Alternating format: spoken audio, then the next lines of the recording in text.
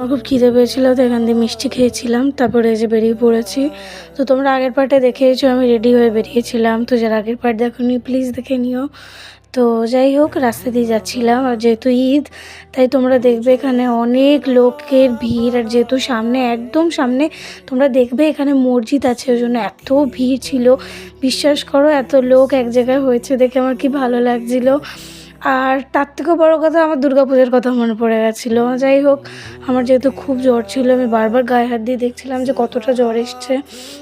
আমি জানি জ্বর নিয়ে ঘুরতে আসাটা ঠিক হয়নি, বাট কী করবো বলে, এই অপরচুনিটিটা আমি নষ্ট করতে চাইনি। আবার কবে আসবো, স্কুল স্টার্ট হয়ে যাবে, ওই জন্য আমি বললাম ঘুরেই নিই। তো এখানে আমি দেখাচ্ছিলাম কিছু কিউট কিউট আইটেমস, তো এগুলো দেখিয়ে টেকিয়ে আমি গেছিলাম একটু ঘরে, আমার একটা বনুর। তো ওখানে গিয়ে মিরার সেলফি নিলাম। এই যে আমার বনু তোমাদের হাই করছে, তোমরাও কমেন্টে ওকে একটু হাই বলে দিও। তো যাই হোক, এখানে ওর সাথে